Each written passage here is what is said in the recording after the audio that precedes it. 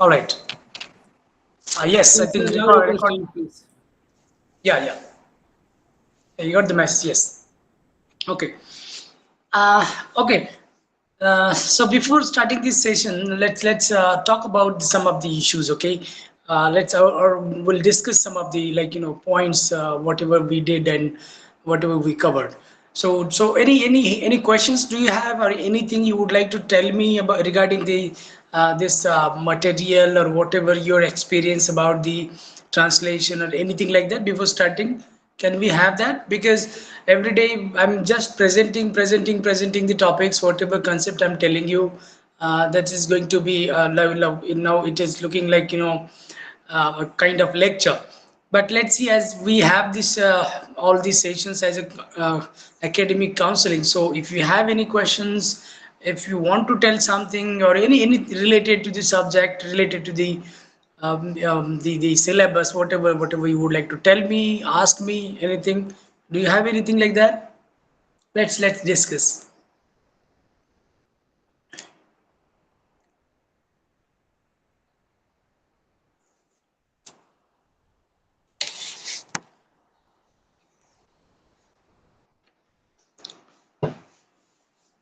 Yeah, nothing.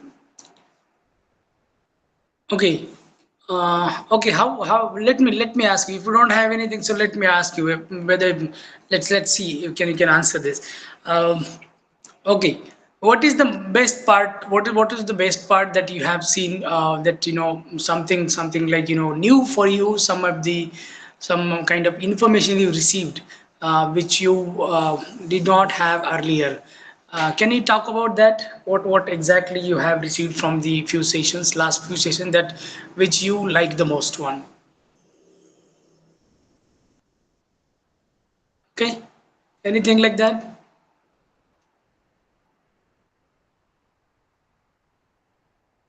No. Okay.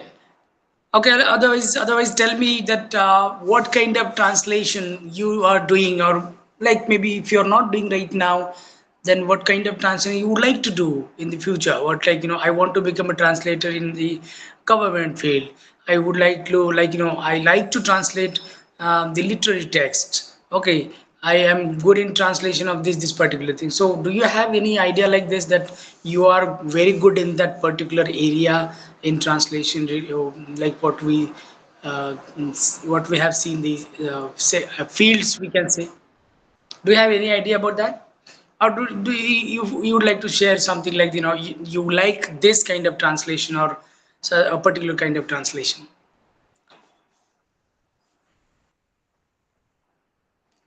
Yeah. Come up, because let's see. We are here to having question answers. Okay, more than just listening passively.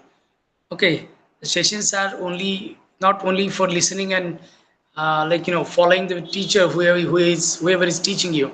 So in the last session, Kiraga asked a lot of questions, and I tried my best to clarify the same things. So you can share your experience also.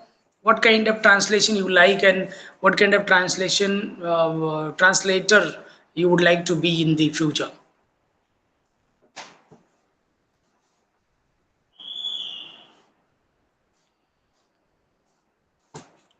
Yeah, Kiraga, do you have any question today? Mukhtar Goni?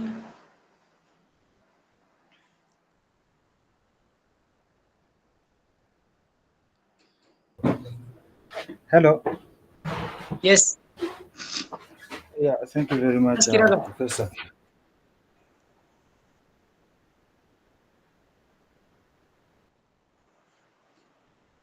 Yes, please.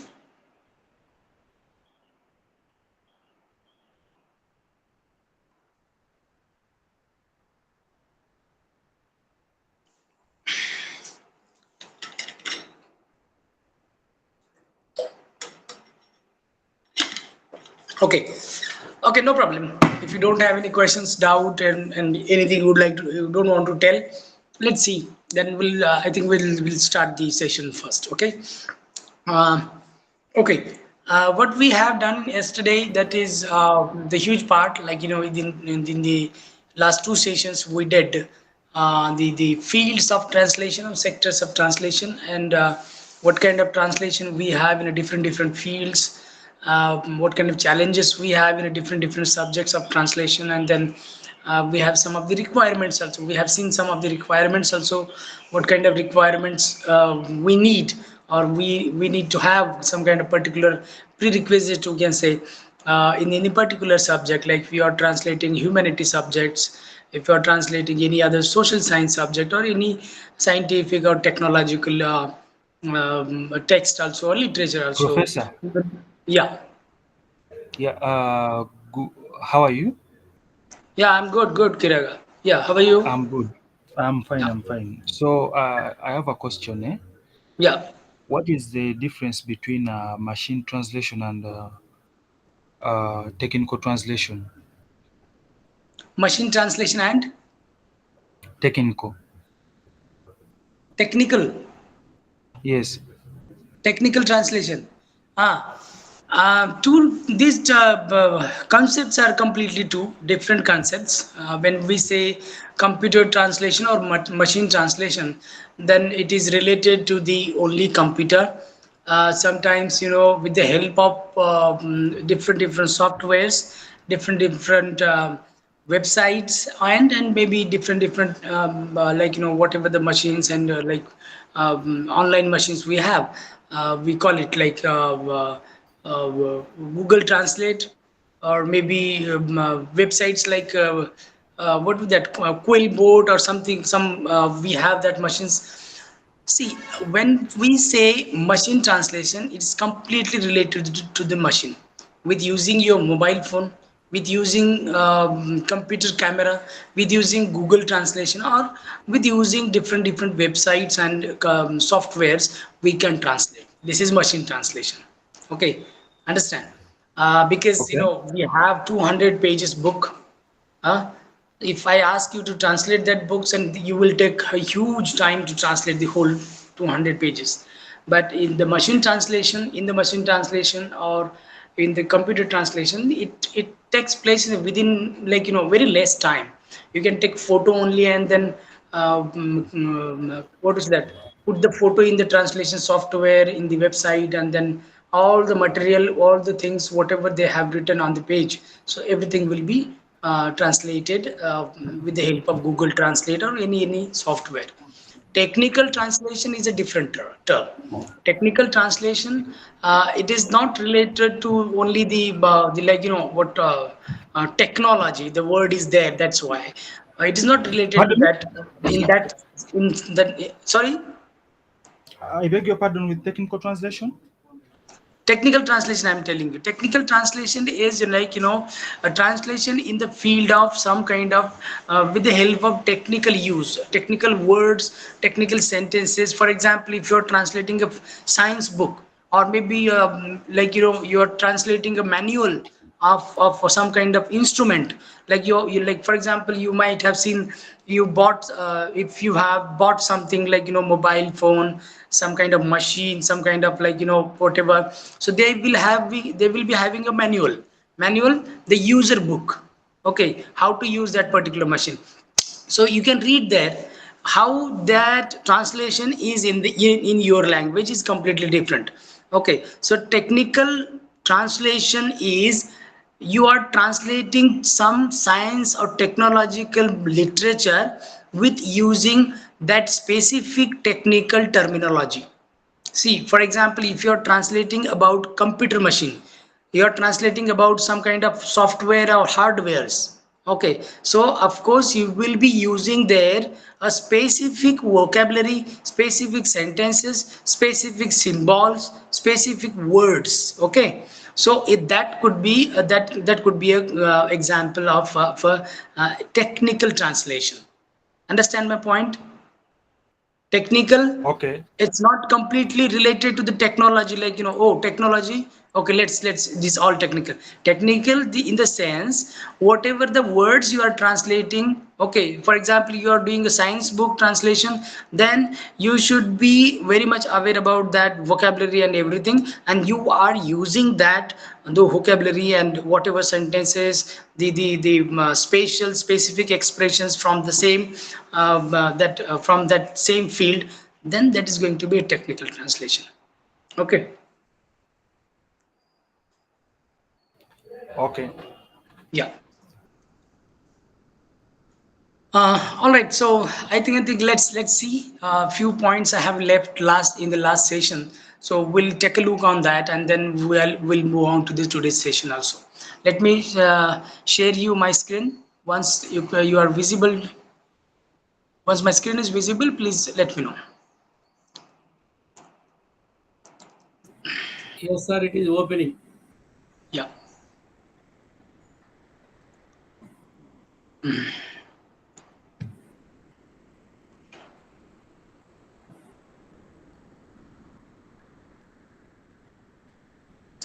Now it Okay. is visible. Yes, sir. Yeah. Last, we have seen these all fields of translation, okay, administrative, right from the administrative, humanities, social science subjects, legal and law system, okay, scientific and science and technology system, literature. These all fields we have seen, okay. These are the major fields in the translation. Okay, whatever the translation will do, so these fields will be there in your translation. So let's see. Lastly, we have seen yesterday translation in tourism.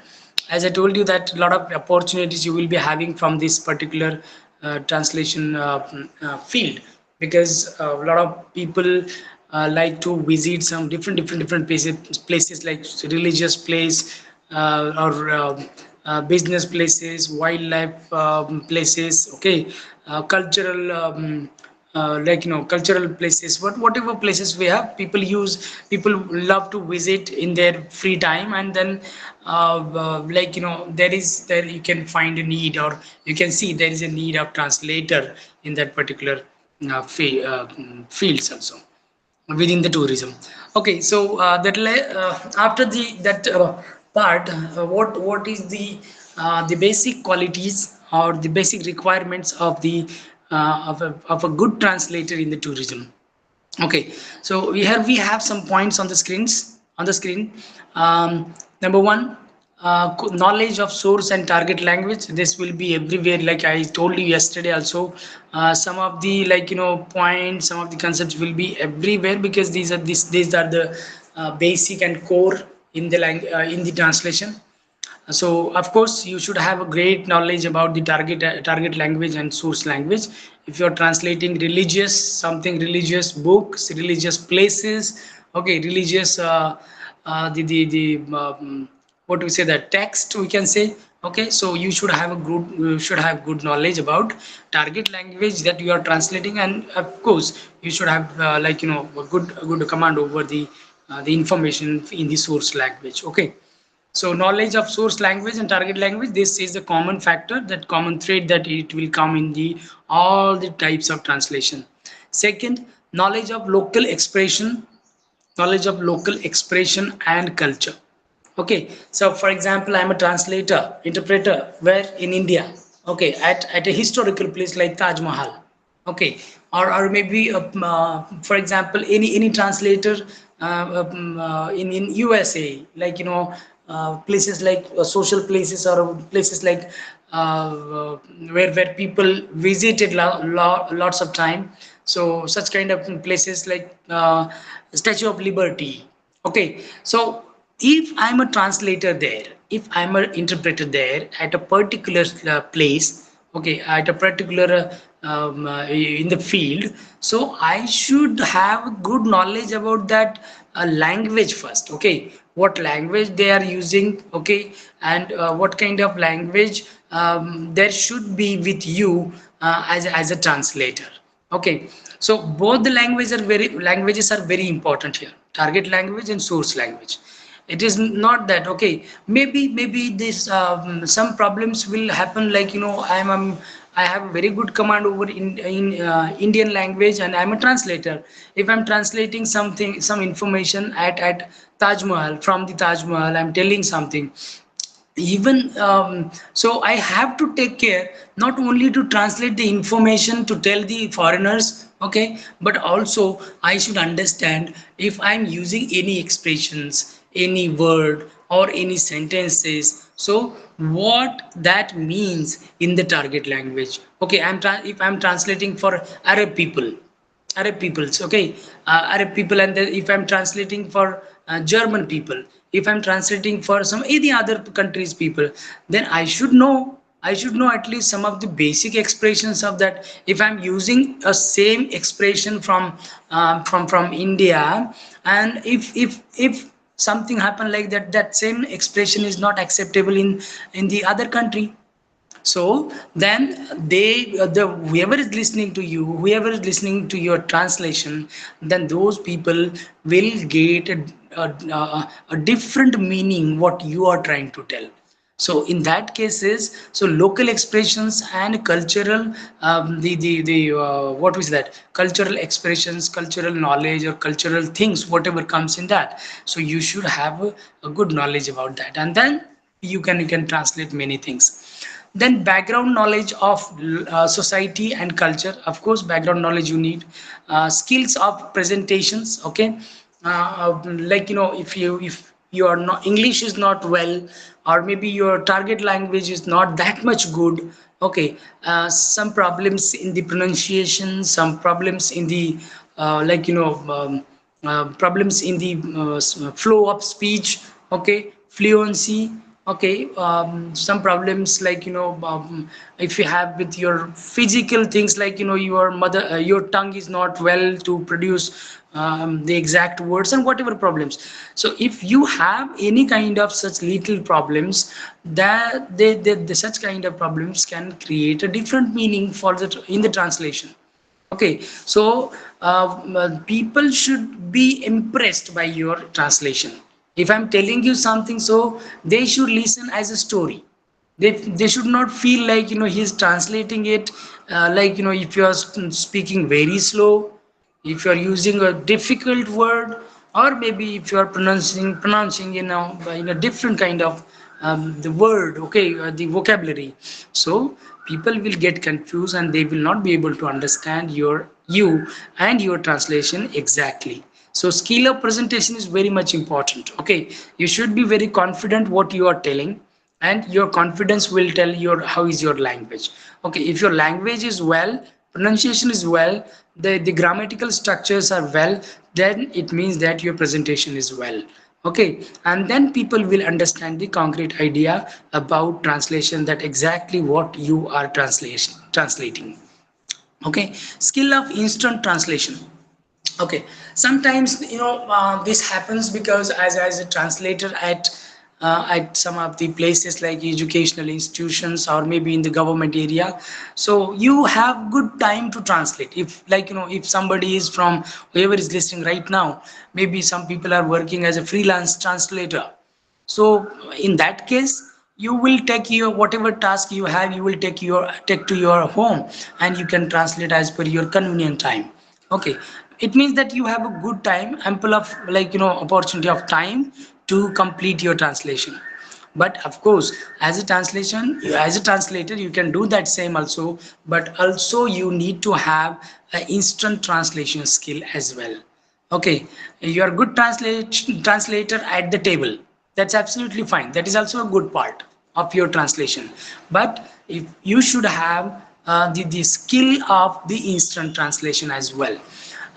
Generally in the tourism sector or in the tourism field, if you're translating something, and while translating in a target language, so it may happen like we all are human beings, so sometimes happens like sometimes you pronounce different word, or maybe in a different sound, okay, and maybe you don't understand a particular word that you want to tell, and then in that case maybe you feel like you are a blank, okay, you are not able to get the exact word to the translation of particular thing. So in that case your translation will break in between, Okay, so to fill up that break, you should have a good knowledge or skill about the instant translation. Okay, whatever you are trying to tell, whatever you are translating in the target language, you should have a good practice. And because due to having good practice, you will be very perfect in the instant translation skill. Okay, so instant translation, if somebody is asking you anything, like for example, take the example of, like, if I'm a translator as at one historical place. I'm telling the information and telling the information, everybody is listening, and somebody has got a question.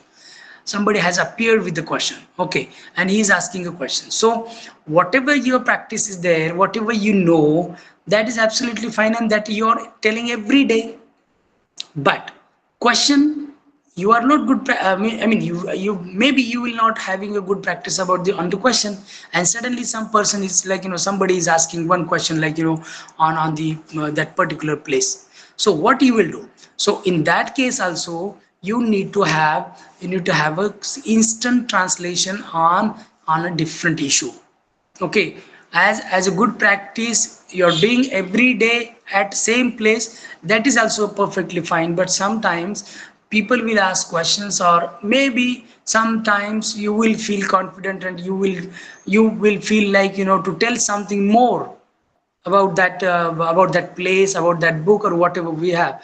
So in that case also, like, you should have quick words, quick sentences, and quick translation in your mind. So this point is also important. Whoever is good instant translator, he may be a good translator in the future as well.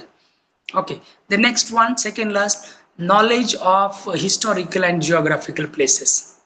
Okay, so not only the places, but of course the historical event, geographical event, whatever we have, whatever we can see, the related to the places, historical places, historical books, historical, like, for example, museum, whatever.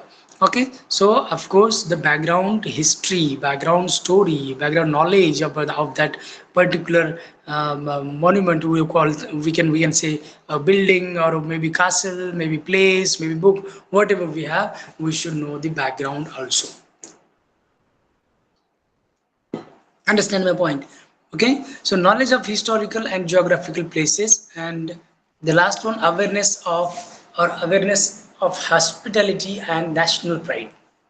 Okay, of course, like, I should not say this, but as a good national person, or as a good, like, a patriot kind of person, and you are translating in your country at some places, like, where a lot of foreigners are visiting, then as that citizen of that country, you should have the responsibility and the pride to tell the things, to convey the correct things, and they convey the authentic things, whatever we have related to that translation work. Okay, like it should not be like the only that I am from India, so if I'm an interpreter and translators at some places, so I'm telling much more things about India which were not existed earlier. Okay, any, like, exaggerating things. Okay, telling something too much. Okay, maybe it is wrong, or maybe it's not that much good information, or maybe not true sometimes. Okay, sometimes it's the wrong information also. But I'm just telling to the foreigners, okay, this India is like this, and this place is like that, and we have great honor, great pride because of war, and this and this and this. No, you should not tell, you should not exaggerate the things. Whatever the crucial information related to that place, or whatever the translation task you have, so whatever the related, that only you should speak. And not only you should speak about that, but you should show your pride also, but not in the exaggeration. Okay, not telling something extra which is not important and not necessary. Okay, so translations job is, like, very very crucial. If you're telling something wrong, or if you're misguiding people, then absolutely they will take this kind of wrong information, wrong identity of country of that particular country, and then they will take this all wrong information to their country, and then they will feel and they will spread this to their among their friends, like, this place is like this, and this some bad things or whatever, or maybe some wrong things, some lies about the places and something like that. Okay, so you should be aware with very national pride. Okay, as it is your country and you are the citizen of that country, responsible citizen, so it's your duty to handle it with a very care. And then the second one is hospitality. So not to forget that these are the guests in our country. Okay, whoever is visiting the different places of India. Okay, so these people are guests. Okay, we cannot, like, manipulate them. We cannot misguide them or mislead them. Whatever, like, they are asking, whatever the information is necessary to tell for them, so we should, as a responsible, we should convey them. Okay, so we should not do any wrong things, because it's all about the hospitality of the country, nation. Okay, so whoever, like, in your country also, whoever is listening right now also, if you are translator or interpreter in your country, so you should understand the how the why the foreigners have come, and then what should be your responsibilities, and what to tell them, what to say them, and what kind of translation takes place there. Okay, so awareness of hospitality, believe in them. Okay, why these people are coming and why they are getting information, and according to that we feel proud about pride about our country, and then spread the information. So but we should as a good translator, we should keep in our mind, so nobody should mislead the guests, whatever we have guests in our country, whoever is visiting here. So as a guest we should treat them, and as a good person or as a good translator, we should help them in the translation. So maybe there are maybe a lot of qualities of translator, as a translator, a good translator in tourism. Okay, of course, you can go through the study material and find out some of the other good qualities of the best qualities, the better qualities of the translator, how it could be, how he could be there in the translation task. So go to the next one, the remaining part also. Then two more fields of translation we have here on the screen. Okay, so these fields also very much important, where we can see a lot of translation have taken place. Okay, as we are administrative, then we have this what we law. Okay, then science and field, humanities, social science, everything. So similarly, these two also the very important and crucial fields of translation, because again it will be a long to talk on these specific fields in detail. But whatever important was there in this particular paper, so I tried my best to cover all things and in detail. So these 2 points I have not taken in a very deeply, but you can go through your study material and then get the idea about these two concepts also. But in a brief way, I have here I have put some information here in one or two line, or 1 2 line. Education and translation. So in the field of education, of course we need a translation. So for example, number of literary works from English literature, maybe from German literature, French literature. So a number of literary works have been translated into different languages. Okay, so in the education, and that translated novels, drama, poetry, that all are being studied in the different countries, in different languages. Okay, so for example, if you take a look on the MA English syllabus in India, maybe I'm not sure about your country, but your country also may have a different kind of things like this. We have a literature in the field of literature, MA English literature study. So we have a lot of novels, a lot of things in the from the England, basically, in the from the English language, basically, and that have been translated, and that have been studied, and that is being studied in the different colleges, different universities, we can say. So whichever is the best novel, literary work, or maybe scientific or science technological literature, maybe some kind of innovation theories, new theories in the science and technology. Okay, all this part is translating into the different languages, and then that translated part is studied by the, or it's, you can see right now also in 21st century we can see a lot of translated works or translated theories, theorems we are studying across the country, across the world. Okay, so in education also we have seen a lot of translation is taking place. A lot of translation or translated literary works are studied by the students and by the scholars of the particular field or discipline. Okay, so education is another field where we have, for example, language learning, understanding the different subjects and gain knowledge of a few subjects. Okay, so philosophy, literature, language, all things we learn from the different translated books or translated texts in the in the education field. Okay, so you can take example of any language if you are learning.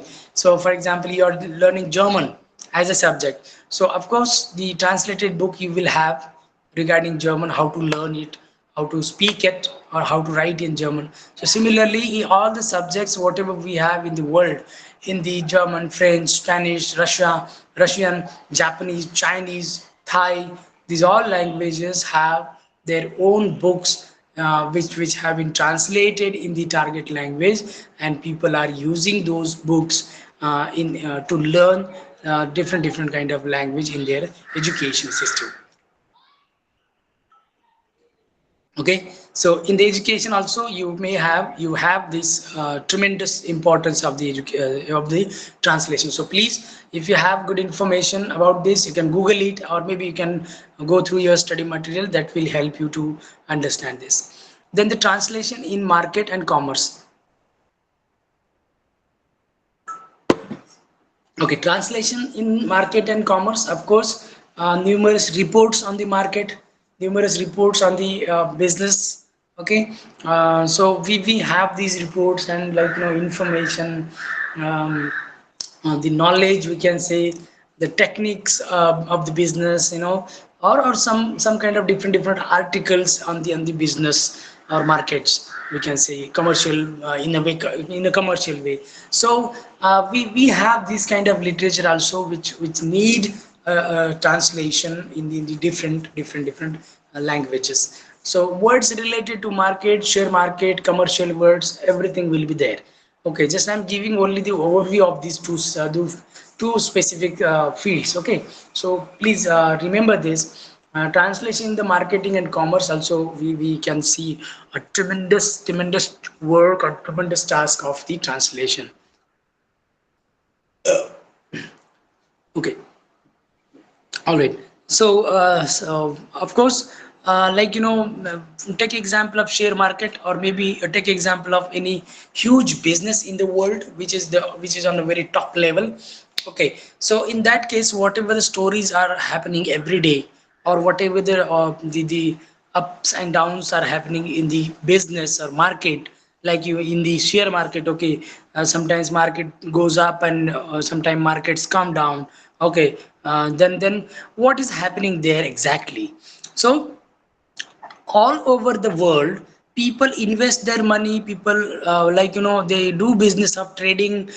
People have good knowledge about trading, and that's why they are investing their money and earning their money from that business, particular business. So of course, if if a local person is doing business on trading from India or maybe from your country, then he should be able to understand what is happening on the global level, what is happening in the market, in the trading market or trading specifically. Okay, so he should be able to understand it. And then that's why the people translate these all information about tradings and the market, and then they spread it to the all people. No, from the village, one of the village from one of the from the India, one person is having a trading business, and then he will be able to understand. He should understand because how he invest his money without knowledge. So he will have to have a good knowledge through the translation. So whatever, now you can see a lot of magazines, a lot of newspapers, a lot of articles, journals we have in the world which translate the crucial information about market and commerce and business, okay, tradings, all the information related these all kinds of things. Okay, so people are translating it in a different magazine, newspaper, maybe in the special newspaper I'm talking about. Okay, newspaper related to the only tradings, and newspaper related to the only market. Okay, so in that case, people are translating it and people are getting the knowledge from the translation. Okay, so in the field of in the field of marketing, commerce and business, whatever have we have this like this. So along with the education also, these two fields very important, as we have studied the rest of from last 2 days. So overall, what I wanted to tell you, these all are the fields of translation where you can where you will work as a good translator in the future. Okay, but don't think don't forget this. Okay, don't forget whatever the things we have studied from these particular fields, different fields. So whatever the challenges we have, importance, then whatever we have in this, please remember this, because from the exam point of view and the knowledge point of view, it will be very much beneficial for your future as a good translator. So overall, these are the common fields, very important fields we can say, in which translation takes place, and in a very of course the translation takes place in a different way. So language, vocabulary, everything you can understand, and you can be a good translator, having a good knowledge about these all fields. Now it's your job, your responsibility to decide what kind of translator you want to become. Or maybe if you want to become a common translator that you can translate any book, then you should have you should have some kind of more efforts. Okay, you should have skills and qualities, okay, whatever requires there in that particular field. Okay, so if commonly you like to translate all the words, all the books, then of course you need to take much efforts and understand the different languages, different registers, the vocabulary, okay, all these things.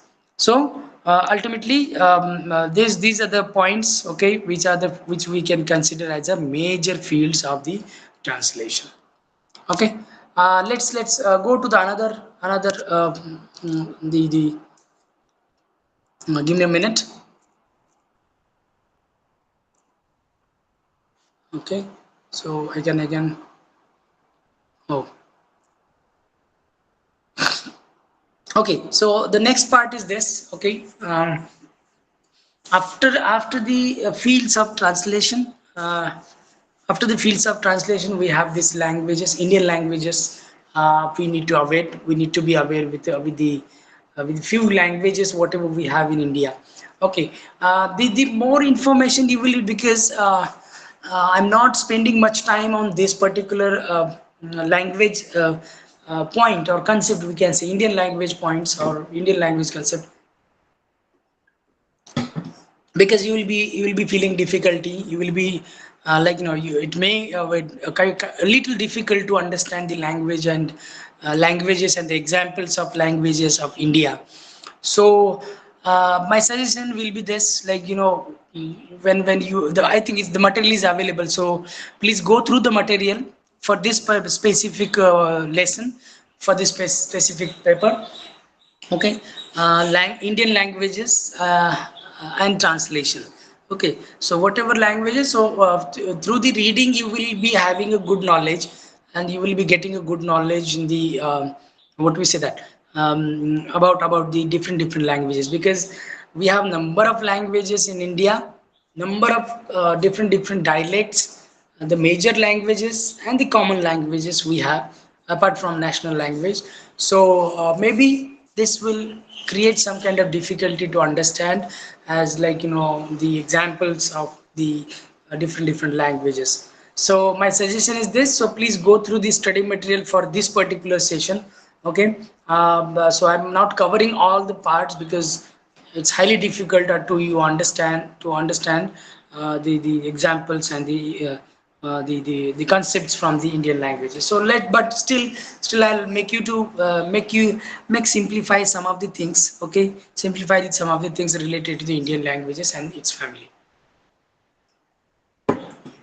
Okay, so some new words like Aryan, Dravidian language. Okay, the Indian history you will find that when you go to the particular this study material, you will find these the words, the names of languages, the identification of languages. So it's little difficult for you because the words are completely related to the Indian history. Okay, the ancient Marathi we can call it, or Marathi, Sanskrit, Hindi, whatever languages we have. So please go through this material on your LMS portal. Okay, Indian languages or Indian languages family. Okay, what is Indian languages family? There is a concept in your study material. What is the Indian languages family? Okay, so what does it mean? Family, what is mean? What does it mean? Family. So family is like people live together. Okay, brothers, sisters, family members. Okay, grandfather, grandmother, son, daughter. These all people live together in one house, and that becomes family. Understand? Similarly, in India also we have number of languages, but the all languages are respectfully speaking in the in the country. So that's why the other languages, okay, whatever languages we have apart from national language of India, other languages are the family members of India. Okay, so you just understand this example. Okay, so because you have a lot of number of names of the different languages right from the history. Okay, so maybe it will be little difficult for you to remember the names and to understand the particular name of the language. So the basic idea about the language family you should understand, because in the family, when we say family, it means that the everything is related or connected to that particular place. Okay, so similarly here also, the in Hindi language we have as a national language, and then in throughout the country, across the country, in a different states, we speak different languages. Understand? So that is the concept of family. Indian languages family. Then go to the languages are interconnected. Okay. Now this we are talking about all about the Indian languages as a family. Very first point, languages are interconnected. Okay. How it is interconnected? How it is interconnected? Many of words, sentences, idioms, because are available in the many languages. Okay, some of the words from Hindi language, you may find some of the words in the Urdu language also, another Indian language. Maybe some of the words from Telugu or Tamil language words, some of the words, sentences, idioms, you will find in a different language, in different another Indian language also. So what is my basic point is that some of the words, sentence structures or idioms, phrases, proverbs we use in many languages. One proverb from Hindi language may be there in the another language similarly used. Okay, one word or one something like a particular word from Tamil language may have a same meaning in the Telugu language, Kannada language, Kashmiri language. Okay, so languages, because why it is that, why it is so? Because the culture and social pattern and society cultural aspects, we have very similar to each other. Okay, culture is as an India, you have a great culture, you have a particular culture, but within that culture we also have subcultures. Okay, subcultures means what? We have states, we have provinces, different, like Maharashtra, Delhi, okay, Telangana, and then we have Tamil Nadu. Okay, these are the places. Okay, these are the places. Then in that place, people live with a different kind of subcultures. Okay, but eventually, ultimately, the whole culture is similar in some extent. Okay, so maybe some of the process of marrying, process of like what we say, that somebody is dead, and then process of that like cremation process, we can say, like we have some of the similarity in each language, in each society, from each the states also. So language is interconnected. Why? Because many of words we use in other language, with sometimes with the same meaning, sometimes with a little different meaning. Okay, so languages are interconnected. Then maybe let's see in the next station, or maybe in some of the next slides, you may have example, I think, how it is connected with, interconnected with other language. Same words and sentences are used in many languages. Okay, so similarly, many words which are which are derived from the Sanskrit language in India, so those words may you may you may find the same words in different languages. So for example, pashu, okay, for example kalyan. Okay, we have example like these, all examples we have. I have written some of the examples also in the maybe in the next session, or maybe in the next slides somewhere. Okay, so words like this we have in every language. Okay, and maybe sometimes similar meaning. One sentence language allowed to use vocabulary to convey meaning. Okay, so there is no restriction, because the whole society is common. Okay, the one society, Indian society, despite having different subcultures, the overall culture is the same. So the languages are the central language. You can take example of Hindi, or maybe some other language also. So language allows you to take a particular word in from other language and use it in your target language. There is no problem, absolutely fine in using vocabulary for conveying some kind of particular meaning from in the other target language. Okay, so one central language allows you to, or any central language can allow you to have a good vocabulary about these things. Similarities can be found in the words, names, things, and grammar. Okay, see, maybe you will see lot of examples we have here. um, the word, or maybe sometimes names, or things, and the grammar also. So you will find in majority language. Take example of my name. My name is Balaji. Okay, now Balaji is a different kind of reflection of the culture from the Telangana state. Okay, Telangana state or South India states. Okay, so people, not only that, those people who lives in that particular region of Telangana, or maybe in South India, people not only use this name, but rest of the country, or in many of the regions, people use the same name. Then if the language is different, then why people are using it? Because it is interconnected.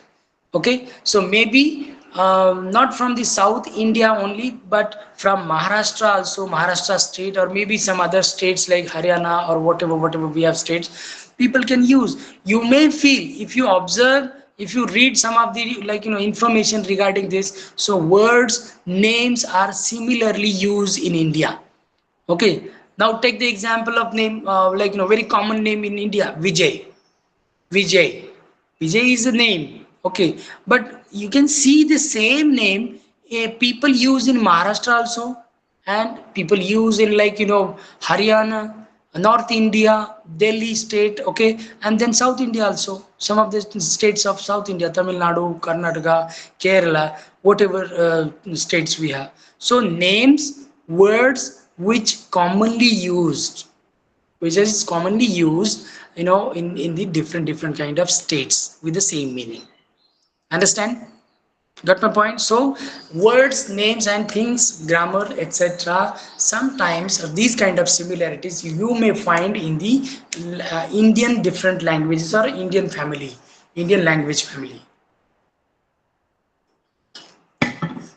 Understand my point? So these are the Indian language family. So but only the point is here, please try to understand what is the concept of Indian languages family. This is the question, this is the question which we can see, we can say it's very much important in the translation in this particular paper. So maybe you may have question, so describe the diagram of Indian languages family. But you can see, you can go through your language, your study material. You will be having their different names of the languages, different the family, the other languages which we use in a different states. Okay, so please remember this concept and understand this concept from the example, different examples, like I said you, how, what is the meaning of family. Okay, then Indian modern languages and translation. Okay, see, the basically I have not mentioned here languages. Indian language, old Indian languages are Sanskrit, Pali. Okay, the Aryan language, Dravidian language, these are the names. Okay, if you go to your study materials, then you will come to know. But these are the name old languages. Generally, when, in the very ancient era of Indian civilization, people use different languages.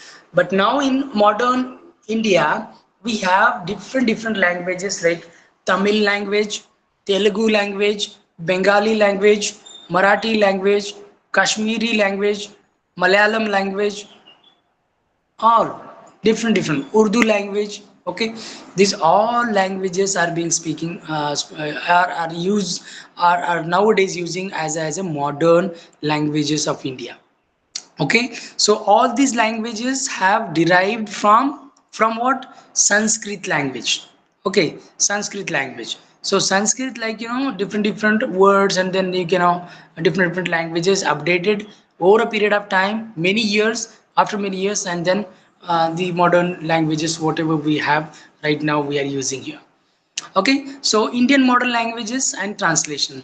Number one, I have only taken one example because we have a long list of Indian languages, so it was not possible to cover all the languages in this particular session. Okay, so I have just taken only one example: Tamil literature. Tamil is the language which is, which speaks in the in the Tamil Nadu state, one of the states in India, in which is located in the South India specifically. Okay, so Tamil, Telugu, Kashmiri, Marathi, Kannada, okay, Malayalam, these all different state languages, and we consider it as a modern Indian language or Indian modern languages. Okay, so now let's see this about Tamil. We have information like this. Okay, in your study material, Tamil literature, 25 centuries ago the Tamil literature started. Okay, so you may find this kind of information in regarding all the languages, maybe when it has started, what kind of literature it has created. Okay, that particular language. So this information, a little information, please read it, go through this. Okay, so the year 25 centuries ago the Tamil literature started. Then Shaiva Nanmars and Vaishnav Alvar started the religious movement, and stature translation of many religious scriptures and oral material. Okay, so I'm not putting any much more information because we have a long list of the languages. So it's better to read you, and go through the languages whatever we have here. So here I have written these similar languages, like you can see that there is a line: Telugu, Kannada, Marathi, Bengali, Kashmiri, all these languages we have. Okay, so these languages we consider as a modern language, Indian modern languages. Okay, and let's talk about the translation first. Okay, what kind of translation we have? Okay, in the modern languages, generally, over a period of time, people people try to translate, because earlier people created number of books, a huge literature, basically from each state. Okay, maybe the what is the time period will be different of the emergence of literature of all the languages, but in all the states, in all the languages, people started writing. People wrote number of books, novels, philosophical books, scientific books, and these all things. Okay, and then over a period of time, many years later, people, when they are feeling some of the feeling like the importance of knowledge. Okay, they should get from other culture or other language, and then people started to translate whatever the material is available in one language to into other language. Understand? So this is important point, because number of books from Tamil literature, Tamil language, in the Tamil what is that, Tamil books. Okay, whatever they have in Tamil, and now we can see that a particular literature, that particular books have been translated in many languages. Okay, so similarly, not only related to the Tamil to Marathi, or Tamil to Telugu, Telugu to Kashmiri, no, but whenever they people feel that this book is good, and then we should we should translate it, and then they translate it. So while going through the study material, you will see lot of number of examples of translation of Indian languages, Indian modern languages, within the other different languages. Okay, so if you are a student of English literature, then you may aware about some of the books which have been translated in India, in a different languages, and then it has been written in the Indian languages, and then later on, over a period of time, they translated into English as well. Now you can see number of languages, a number of literary books generally have translated in English, translated in Russian language, translated in German language, number of.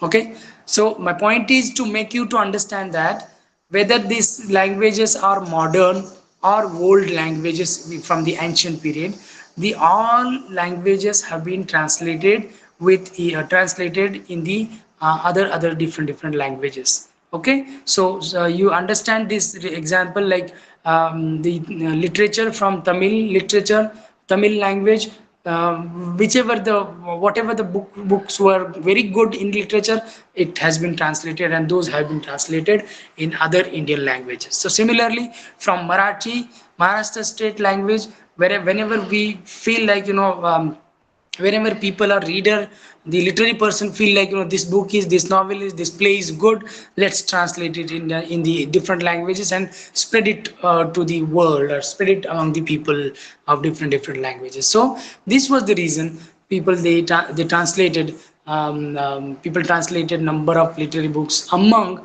the different languages in India. And ultimately, the Indian languages, whatever Indian languages we had here, so that language literature also translated into different languages.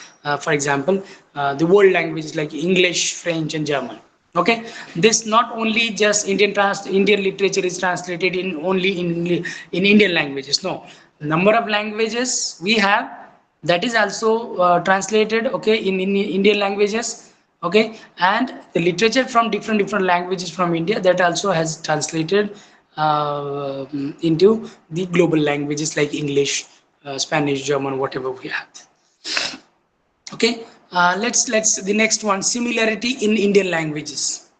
Okay, similarity in the Indian languages, these 2-3 points are there, because your study material have a lot of information regarding the vowels and consonant sounds from Hindi language.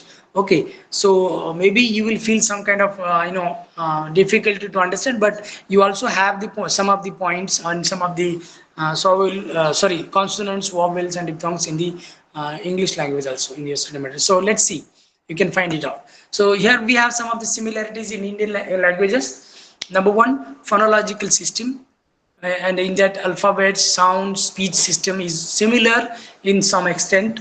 Okay, so many of time, as I'm telling you that all the Indian languages have been derived from or emerged from Sanskrit language, the older language of India, oldest language of India. Result of that, number of alphabets, many alphabets, actually, many alphabets or maybe sounds of particular words, speech system. Okay, so it's quite similar to each other because these all sounds, some of the words, some of the spellings of the words, like all you can find in the different languages. Some sounds are in the all languages. For example, ph, like how do we see the say this p, b, th, th. Now these words I'm just making you to understand, because I'm stressing a lot here to understand by you. See the examples: p, b, th, th. Now these words, these sounds are there. You may find, maybe you may find in a many in Indian languages. Why? Because the all languages are interconnected in India. So some sounds, words, maybe sometimes we exchange. Okay, so sound system or phonological system of languages is quite similar to each other in India or in Indian languages. Number two, morphological system. Every language has its own phonemes and morphemes to create new words. Okay, so maybe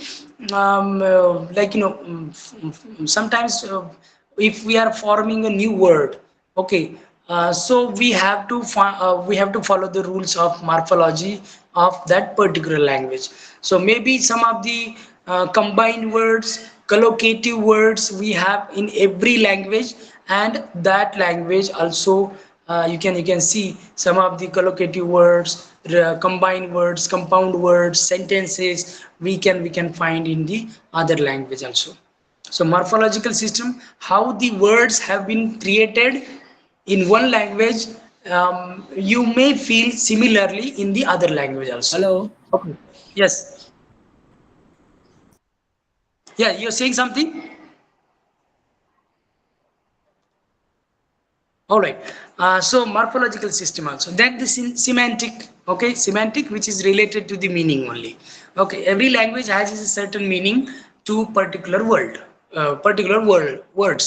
Okay. So semantic, we see this. Don't forget that. Don't worry about it if you are not getting right now. Semantic, what is it? We have talked about this, and again in the next session also we have a lot of examples about these similarities. Okay, so semantic is related to the language meaning of the particular word. Okay, sometimes earlier I told you a particular word is used in one language that also have the similar meaning in the other language. Same word we are using in the many languages. Okay, in two languages or more than two languages, or in many languages we can say. Many words we have like this. Okay, so this is the similarity. As I told you, the names, for example, names, Vijay. Okay, we have taken the example of Vijay. So we name Vijay will be like everywhere in India. You will find in every state. Okay, not only this only name, but other names also. Okay, so you can find some of the same meaning words or same names, things, whatever we have in the regarding the semantics also, we can find the similarities in the different Indian languages.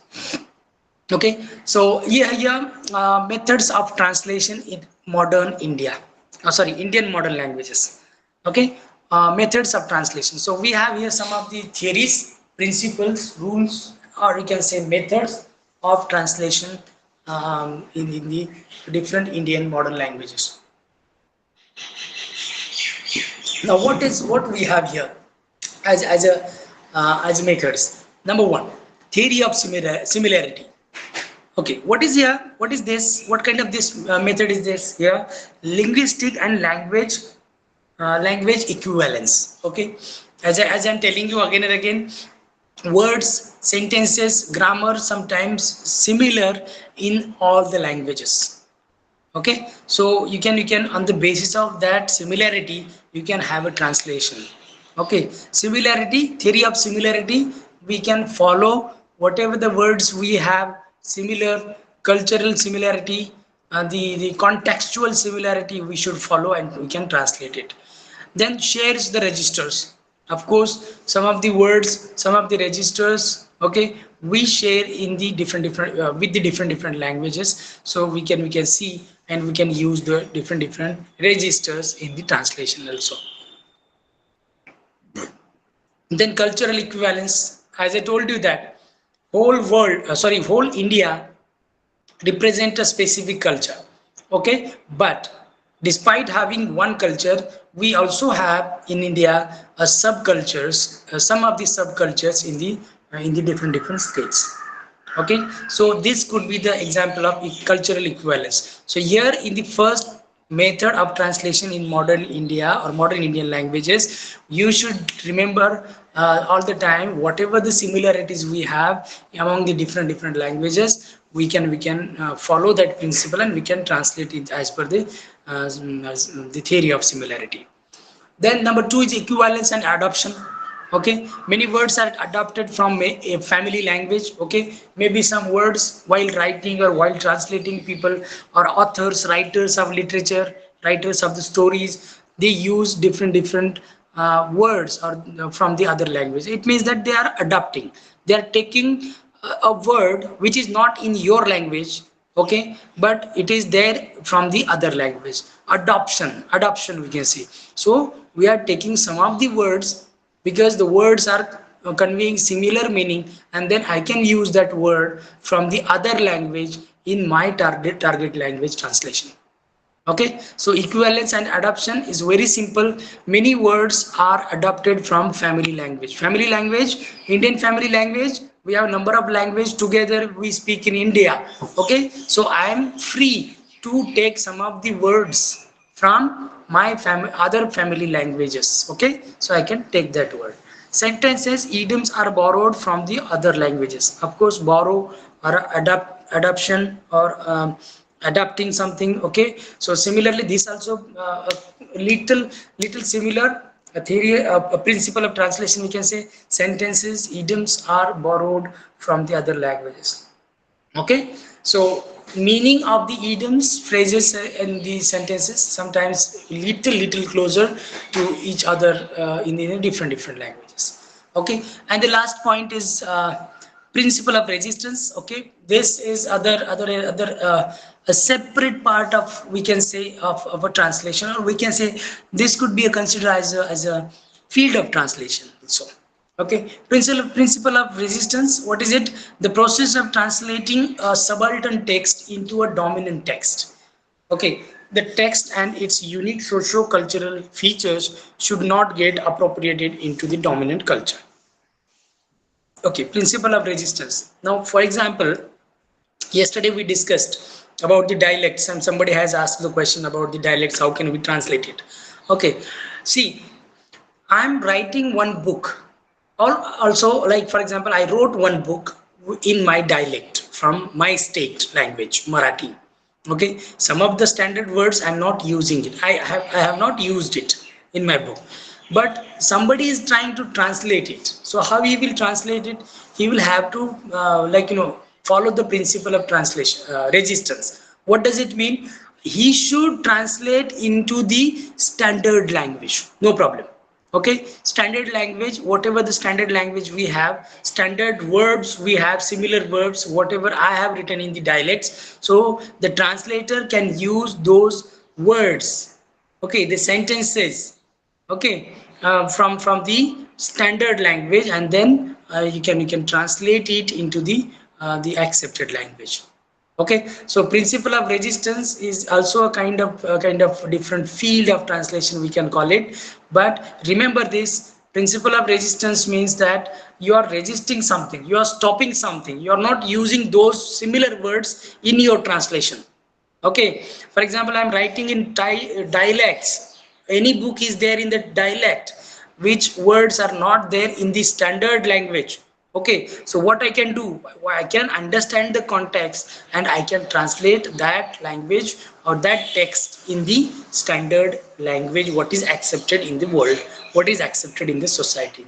Okay, some of the words which are very which are very close to the people in the dialects. Okay, so which do not, we sometimes we may have difficulty to understand the meaning of that particular word. So principle of resistance is that you're resisting is you're stopping to using that words, okay, in your translation. But remember this, the most important point, you should not leave the meaning behind. If you're not using that dialect words, absolutely fine, you can use the words, okay, different words in this from the standard language, but meaning should not be like, should not go away from the text. Okay, whatever the meaning is there in the source text, that should be that should be convey, and it should be maintained in the target language also. Okay. Okay, so these are the basic methods of translation. Okay, but you may have a lot of examples in your study material, so you can go through. Okay, these let's see, these are the most important points for today's session, that it's a huge, like, a bulk kind of information is there in this particular paper, because it's all about related to the Indian languages families, Indian languages family. So many languages we have, number of languages, number of literature in that language, many number of translation is existed in that language, all the languages of India. So please go through this with your material. Okay, so you will understand what does it mean. But please remember the concept of Indian languages family. Maybe you will be having a question in the exam. So please remember this. Then we have the modern languages, whatever the modern languages we have: Tamil, Telugu, Kashmiri, Marathi, Urdu. Okay, whatever languages we have. So please read these also, and then the similarities. What kind of similarities we have in Indian languages? Different languages from different states in India have some of these similarities regarding phonological system, morphological system, semantic system, and whatever systems like this. So these are the very important and crucial points here that you should remember about Indian languages. Then method of translation in Indian modern languages. Okay, now whatever the methods we have as in the translation. So few I have taken here on the screen. So you should go through these also. Okay, so very few points I have taken today on the screen to explain you, but if you understand these concepts here, so definitely your study material will help you to understand the complete the rest of the concepts, and in a very simple manner. So concepts of these languages, okay, the information of these languages, please go through the study material. Let's come to the question answer. If you have any questions, doubt, you can ask here for 10-15 minutes. We will be having this question answer session. Yeah, if you have any questions, doubts, please go ahead.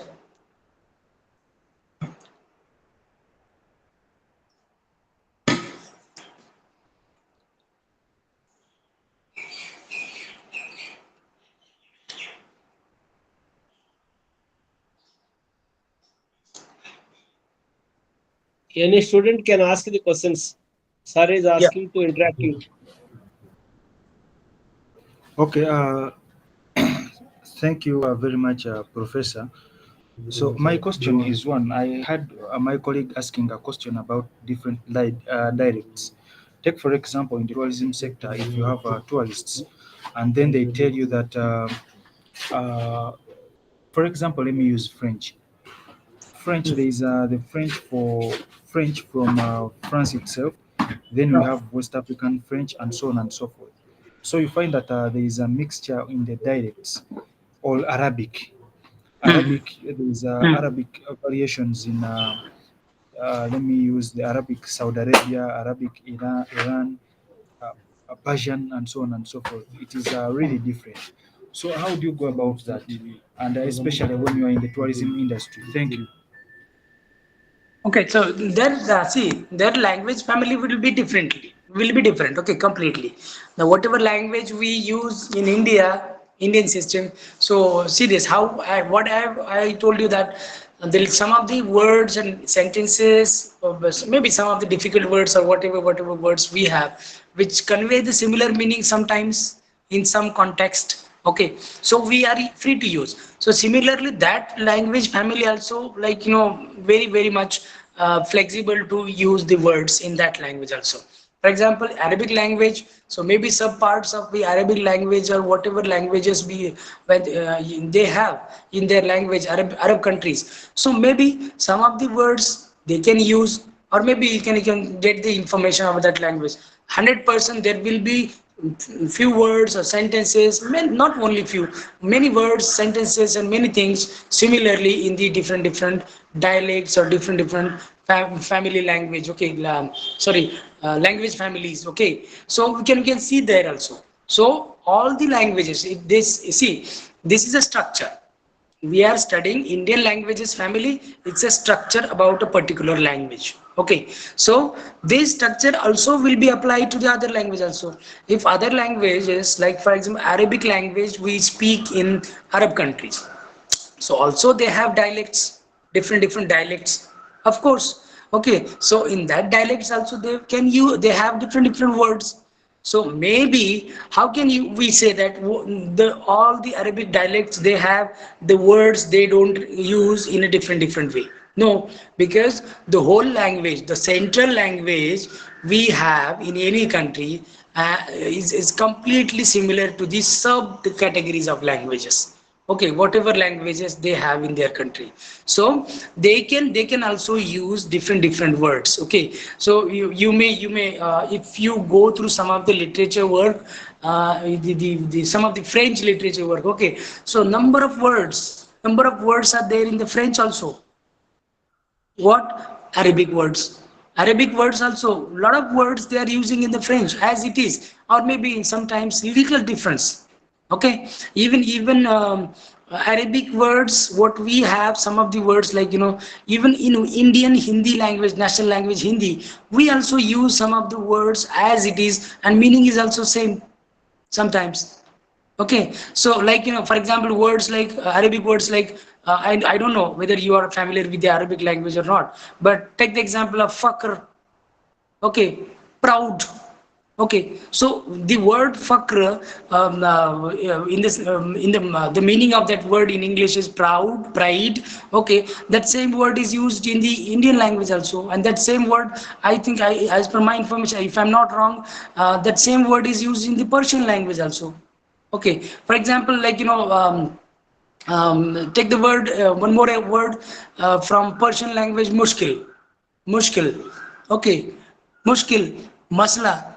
These also words are using in Hindi language as well.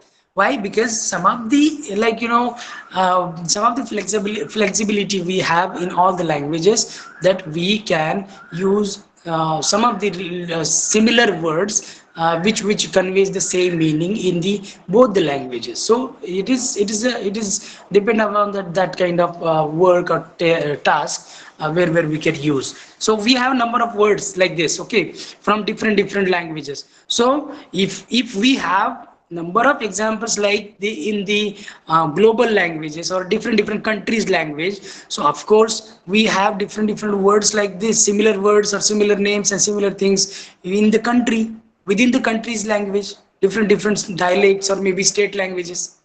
So my point is that you are free to use those words which are related to the other languages also. So this structure will be will be same in the Arabic language also. So they can also use their words, symbols, systems, words, meanings, whatever they have. If they have meaning or similar meaning, so in the translation they also can use. They are free to use.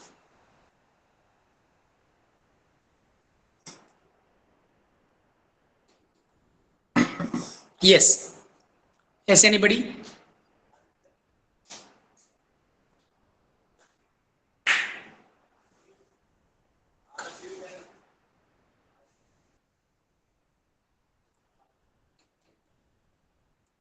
Yeah, anybody? Is there any question?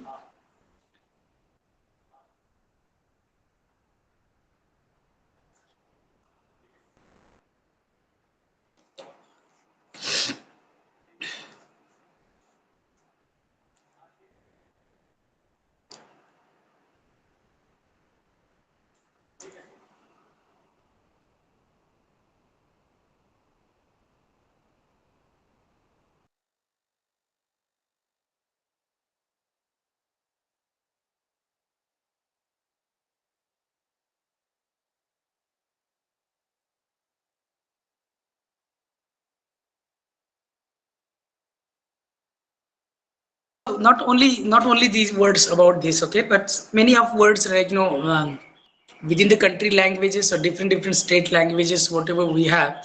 So we can use those languages and words in that translation in that particular country's languages. Okay, so absolutely fine. Any doubt? Any other doubt or any information like you would like to tell about this something?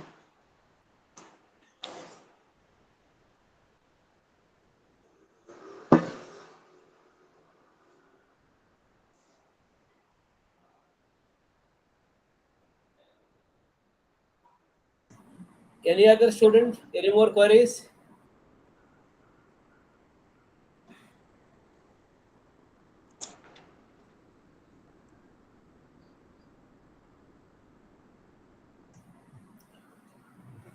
Sir, it seems there is no more queries. Yes, sir. Mm, Yeah, Mukhtar is asking something. Yeah. no, since there is no any other question, I think there Mhm. is no any other student. Okay. Yeah, no Mukhtar, any Kuni, other questions. are you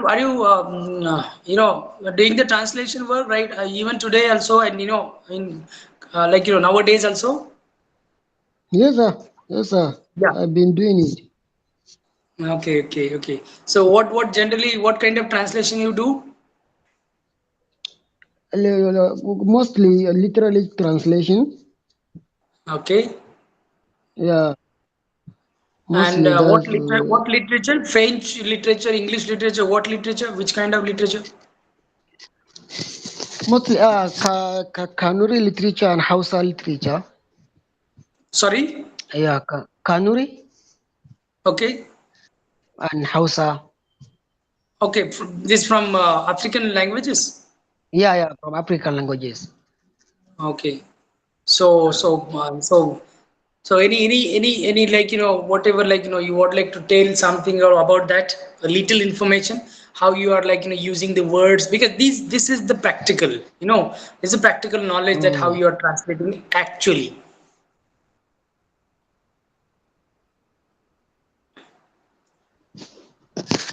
Yeah, but in the yesterday's lecture, I have learned a lot about that translation field.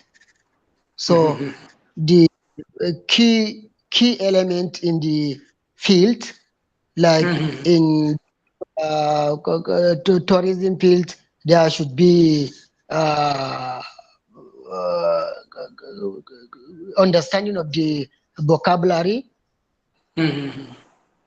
understanding of the subject matter. Yes, yes, That that's aspect great. yesterday I learned. Uh, Yeah, that's great, that's great. Because these are the very concrete parts or concrete elements in the yeah, translation. yeah, I see. I see. Yesterday I Mhm. see. They are That's I think they are central. I can call it just central Mhm. in translation. Yeah, that's great, that's great. Let's keep translating on. Okay, so definitely day by day you will learn many skills in the translation because it takes a lot of time to learn many elements of the translation because we are in on the like in the theoretical mode. We are just getting the knowledge how translation is, how the language is, different kind of languages we have, and how we translate in the different target languages. Okay, so this is the like, you know, the theoretical thing that definitely you will use it, and definitely you will translate according to the norms and regulations what we have as a translator. Definitely this information will be very highly useful for you. Yeah. Okay, so I think nobody has questions. Okay. Still, if you have any question, if you're not there, not listening to me right now, I just you left this school class, then of course, whatever you have written down, so you can ask me the question in the next session as well. No problem. Okay. So I think we'll stop here today. Sir, can we stop here today? Yes, sir, you can stop. Yeah. So we'll stop here today and resume the session in tomorrow. Okay.